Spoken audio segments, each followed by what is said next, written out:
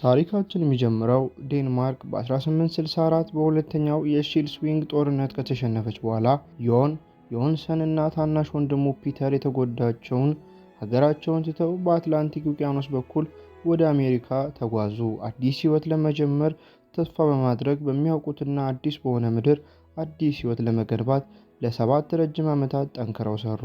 በዚህ ጊዜ ሁሉ ዮን በዴንማርክ የቀሩትን ሚስቱን ሜሪንና ወጣት ልጃቸውን ክሪስተንን ይናፍቅ ነበር። ከቤተሰቡ ለብዙ ዓመታት መራቁ በዮን ልብ ውስጥ ትልቅ ቁስል ጥሎ ነበር። አሁን ዓመተ ምሕረቱ በ1871 ነው።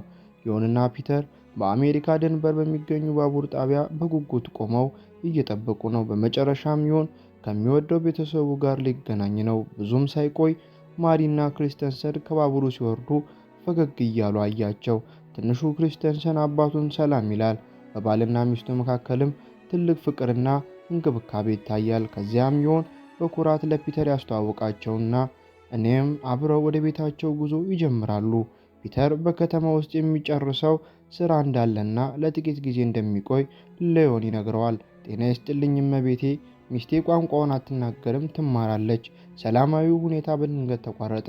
በሰረገላ ውስጥ የነበሩት ሰዎች እንዲወጡ ተደረገው በሁለት አደገኛ በሚመስሉ ሰዎች ተተኩ።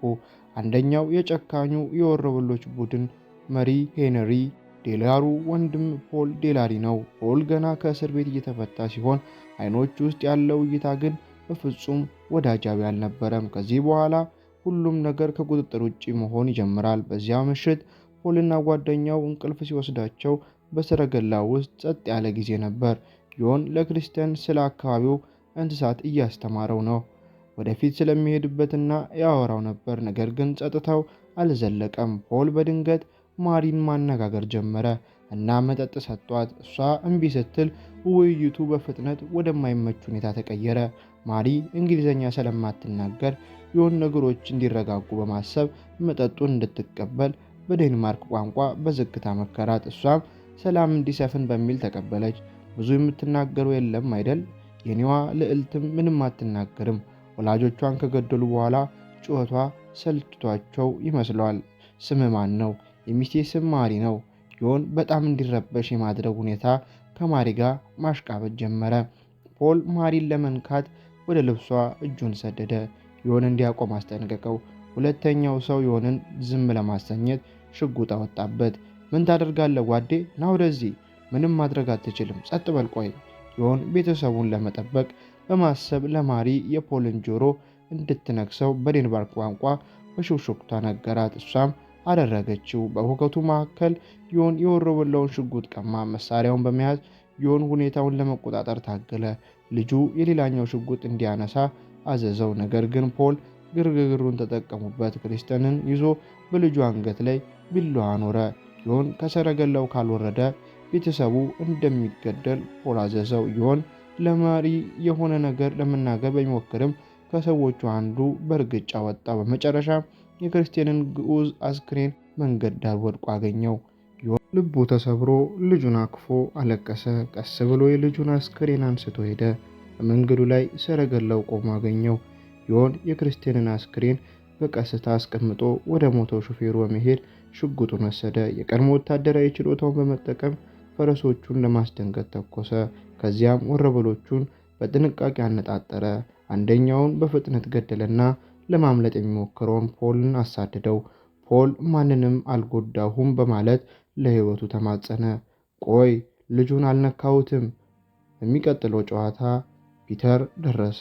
እንግዳ የሆኑ ፈረሰኞች አይቶ ለማጣራት መጥቶ ነበር። ዮን በማሪና በክሪስተንሰን አስክሬን ላይ ሲያለቅስ አየው። ፒተር ወንድሙን ለማጽናናት ሞከረ። ዮን ይህንን ያደረገውን ሰው እንደማያውቀው ነገረው። ሁለቱ ወንድማማቾች በከባድ ሐዘን ተቃቀፉ። አሁን አንዳቸው ሌላኛው ብቻ ነው ያላቸው። ከዚያም ትዕይንቱ ወደ አንዲት አቧራማ የዱር ምዕራብ ከተማ ተቀየረ። የታጠቁ ሰዎች ከተማዋን እንደፈለጉ እየጋለቡ ገቡ። የሚመራቸው ሄንሪ ዴላሪ የተባለ ጨካኝ የቀድሞ የሰራዊት ኮሎኔል ሲሆን በጎሳዎች ላይ በሚያደርገው ጭካኔ የተሞላበት ውጊያ ይታወቃል። ከፈረሱ ወርዶ ከንቲባ ናታን ኪንን ቀረበው። ዴላሩ ተቆጥቷል። በአቅራቢያው ስለተገኙት ሁለት ሟቾች ማብራሪያ ጠየቀ። ከንቲባው በድንጋጤ በከተማ ውስጥ ያለ ምንም ሰው ከዚህ ጋር ግንኙነት እንደሌለው አረጋገጠለት። ከንቲባው እና የከተማው ሰዎች እስካሁን ያላወቁት ነገር ቢኖር ከሞቱ ሰዎች አንዱ የዴላሩ ወንድም ፖል መሆኑን ነው። ልዕልቷ ስታየው የአልኮል ሽታ እንዳይኖረው አደረገ። ወደዚያ ወሰዱት። ገዳዩ ያዛቸው። በመጨረሻም ዴላሩ ተናገረ። ገዳዩን ለማግኘት እስከ ቀትር ድረስ ጊዜ ሰጣቸው። ካልሆነ ግን እንደ ቅጣት ሁሉን ንጹሐን የከተማ ሰዎች እንደሚገድል አስጠነቀቀ። መጽሐፍ ቅዱስን እየጠቀሰ በቀልን ተሳለ። ከንቲባው የሰባዎቹ ካልመረጠ 2 ሳይሆን 4 እንደሚገድል ተናገረ። ብዙም ሳይቆይ ወይዘሮ ባሮውስኪ የተባሉ አሮጊት የጦር መሳሪያ መሸጫ ባለቤት እና የአንድ እግር የሌላቸው ሰው ሰለባ እንዲሆኑ ተመረጡ። ዝግጁ ነኝ አባቴ፣ ከተማ ሁልጊዜም ትመሰገናለች። ያላንቺ የምችል አይመስለኝም አያቴ። ትችላለህ ልጄ። ዴላሪ አካለ ጉዳተኛው ሰው ያለምንም ማመንታት ተኮሰበት። የወይዘሮ ባሮውስኪ የልጅ ልጅ ቮይቴክ ሲያለቅስ እሷ በድፍረት የዴላሩ ክፉ ነፍስ ጸለየች። ግን እሷንም ያለ ርኅራኄ ገደላት። አሁንም ሳይረካ 3ኛ ንጹሕ ሰው በገዛ ሚስቱ ፊት ገደለ። ሸሪፍ ማሊክ የከተማው ሰዎች ጣልቃ እንዳይገቡ ነገራቸው። ሁሉም በዴላሩ ፊት አቋም ሌሎች ይመስላሉ። እሱም ተጨማሪ የጥበቃ ገንዘብ ጠየቀ እና ዋጋ ጨመረ። ገዳዩ ስላለ ተጨማሪ ጥበቃ የሚያስፈልጋቸው ይመስለኛል። በየወሩ መጨረሻ $160 ተስማምተናል አሉ። ቆይቶ በፖል ቀብር ላይ መናገር የማትችለው መበልቱ ማዴሊን በመቃብሩ አጠገብ ቆማለች። ዴላሩ ቀዝቃዛና ባዶ የማጽናኛ ቃላትን ሰጣት። በተመሳሳይ ጊዜ ዮን እና ፒተር ማሪን እና ክሪስተንሰን ቀበሩ። በሐዘንና በበቀል ስሜት ተሞልተው ወንድማማቾቹ አካባቢውን ለቀው ወደ ምዕራብ ለመሄድ ወሰኑ። በጥሩ ተኳሽነታቸው የታወቁት እነዚህ ሰዎች ትኩረት ሳቡ። አንዳንዱ የከተማው ሰዎች ለፖል ሞት ተጠያቂ ሳይሆኑ እንደማይቀሩ ጠረጠሩ። ብላክ ካሪክ ሲደርስ አንድ ሰው ለሸሪፉ ጥቆማ ሰጠ። ጤና ይስጥልኝ አያቴ የት ናት? ዴላሩ ገደላት። ያንን ገዳይ ለመጋፈጥ እንደናንተ ያሉ ሰዎች እንፈልጋለን። ወደማትሸነፉበት ውጊያ አትግቡ። ይህ በእንዲህ እንዳለ ዮን መሬቱን ለከንቲባ ኪን ለመሸጥ ሞከረ። ከንቲባው በዴላሩ አዲስ ግብርና ስጋት ምክንያት ዮን ከከፈለበት ግማሹን ብቻ ቀረበ። ዮን የገደለው ሰው ፖል ዴላሩ መሆኑን ተረዳ። አማራጭ ሲያጣ ዮን በዝቅተኛ ዋጋ ለመሸጥ ተስማማ። ኪን ገንዘቡን ለደህንነት ሲባል በጫማ ውስጥ እንዲደብቀው መከረው። ብዙ የተራቡ ሰዎች አሉ። በዚያው ሰዓት ዴላሩ እና ማዴሊን ከነዳጅ ኩባንያው ነጋዴዎች ጋር ተገናኙ። ለዴላሩ ከፍተኛ ገንዘብ ሰጡትና ለድርጊት ጥንቃቄ እንዲያደርግ አስጠነቀቁት። የፌዴራል መንግስት ብላክሪን እንደዘጋውና ሸሪፍ ማሊክ ረዳት እንደሌለው ገለጹ። የኩባንያው ዓላማ ነዳጅ ያለበትን መሬት በሙሉ መግዛት ነው። እናም ዴላሩ በኃይል እንዲቆጣጠራቸው ይፈልጋሉ። ብዙም ሳይቆይ ፒተርም ታሰረ። ሸሪፍ ማሊክ ከዮን ጋር ሊቆም ንግግር ተቀመጠ። ፒተር ይሂድ ማሊክ እሱ የረዳት ሸሪፍን መንጋጋ ሰብሯል። ለሰበረበት ጉዳት ያዝናለው። ዮን ዴላሩ የሚገድሉ የመጨረሻው ሰው አትሆንም፣ ግን ያንተ ሞት ጊዜ ይገዛልናል። ሸሪፍ ዮን ራሱን አሳልፎ እንዲሰጥ መከረው። የእሱ ሞት መንግስት እርዳታ እስኪልክ ድረስ ለከተማው ጊዜ ይገዛል ማለት ነው። በሚቀጥለው ቀን ጠዋት ሸሪፉ ዮንን ለዴላሩ ቡድን አሳልፎ ሰጠ። ከመውሰዱ በፊት የዴላሩ ቀኝ እጅ ዮንን ፊቱ ላይ በኃይል መታው። ዮን በዴላሩ ዋና መስሪያ ቤት ውስጥ በፀሐይ ላይ ታስሮ ተተወ። ዴላሩ ከማዴሊን ጋር ሲመጣ ዮን ወንድሟ ልጁን እንደገደለና ሚስቱን እንደደፈረ ነገራት። ዴላሩ ግን ዮንን በመምታት ዝም አሰኘው። ከምን እንደተሰራ በቅርቡ እናያለን። ወታደር እቅዱ ያን ያህል ምግብና ውሃ በፀሐይ ተቃጥሎ እንዲሞት ማድረግ ነበር። ቀኑ እየገፋ ሲሄድ ዮን በጣም ተጎዳ። በዚህ መሃል ከንቲባ ኪን መጣ። መጀመሪያ ሊረዳው የመጣ ቢመስልም ይልቁንም የዮንን ጫማና በውስጡ የነበረውን ገንዘብ ሰረቀ። ከዚያም ከዴላሩ ጋር ያላቸውን አጋርነት አሳየ።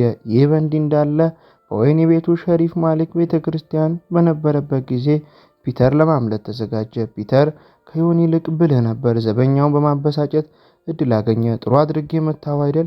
የምትወድ ሴት እንዳለች ተስፋ አደርጋለሁ፣ ምክንያቱም በዚህ ፊት ሌላ አታገኝም። ዝም በል። አሁንም የታመመ አህያ ነው የምትመስለው። ጊዜው ሲደርስ ዘበኛው መጥቶ አሸንፎ አመለጠ። ዴላሩ ማዴሊንና ንብረቱ መቁጠር ጀመረ። ሊጠቀምበት ፈለገ፣ ነገር ግን እሷ በፍርሃትና በቁስል ተሞልታ ነበር። ዴላሩ የኒው ኦርሊንስ ንግሥት እንደሚያደርጋት ቃል ገባላት፣ ግን እሷ አልፈለገችም።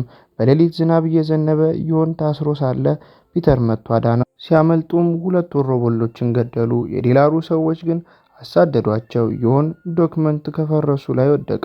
ፒተር ዮንን ከአንድ ትልቅ ድንጋይ ጀርባ ደበቀው እና ጠላቶቹን ወደ ሌላ አቅጣጫ ለመሳብ ራሱን እንደ ማጥመጫ ተጠቀመ። በማግስቱ ዮን ሲነቃ የፒተር አስክሬን በፈረስ ሲጎተት አየ። ማዴሊን የነዳጅ ገንዘቡን ይዛ ለማምለጥ ወደ ባቡር ጣቢያ ሄደች። በጉጉት በባቡሩን ጠብቀው ነበር። ዴላሪ አግኝቻትና መታት። እሷ ግን ደም ተፋችበት። ለጊዜው ሕይወቷ ተረፈ። ዮን ወደ ወይዘሮ ዊስለር መሬት ሄደ። በውሃ ጥም ተቃጥሎ ነበር፣ ነገር ግን ጉድጓድ ውስጥ ያለው ውሃ ሳይሆን ጥቁር ነዳጅ ነበር። ወይዘሮ ዊለር ዮንን ምግብና ውሃ ሰጥታ አስተናገደችው። እሷም ባሏን በዴላሩ ምክንያት አታ ነበር። በዚያ ምሽት ዮን ከንቲባ ኪን ቤት ሄዶ ጫማውንና ገንዘብ አስመለሰ። ኪን መሬቱን ለዴላሩ አሳልፎ መስጠቱን አመነ። አንተ ሰው እንኳን አይደለህም። ዮን መሳሪያና ተቀጣጣይ ነገሮችን አዘጋጀ። የልጁ ልጁ ቮይች እንዲረዳው ፈለገ። ይህ የሚጠለፍ ነዳጅ ነው። ዴላሩ በቅርቡ በሺዎች የሚቆጠር ዋጋ ይኖረዋል ብሎ ያምናል። አንተ ገና ልጅ ነህ። መተኮስ ተለማምጃለሁ። መጥፎ ተኳሽም አይደለሁም። በሚቀጥለው ጠዋት ዮን እቅዱን ጀመረ። በከንቲባው አስክሬን በሬሳ ሳጥን ውስጥ በማድረግ እንደ ማታለያ ተጠቀመበት። ቮዮች በወሮበላ ተገደለ። ነገር ግን ወሮበላው የፈሰሰው ነዳጅ መኖሩን ሳያውቅ ሲጋራ ለኮሰ። ዮን ወደ እሳቱ ሮጦ ማዴልን ሲያወጣት አየ። ወሮበላውን ተኩሰው ጣለው።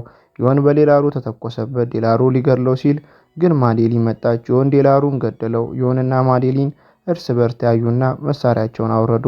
ሁለቱም ብዙ አጥተዋል። አሁን ግን የጋራ ጠላት የላቸውም። ሸሪፍ ማሊክ መጣ። ከተማዋን ስላዳነ አመሰግነው። ዮን ማዴሊን በሱ ጥበቃ ስር መሆኗን ነገረው። ሰላም ሰፈነ። ዮንና ማዴሊን አብረው በፈረስ እየጋለቡ ሄዱ። በሐዘንና በፍትህ የተሳሰረ አዲስ ህይወት ጀመሩ። ታሪካችን እዚህ ጋር ያበቃል። እንደዚህ አይነት አሪፍ ቆንጆ ትዕይንቶችን ለማየት ትዕይንትን ሰብስክራይብ ማድረግ እንዳይረሱ።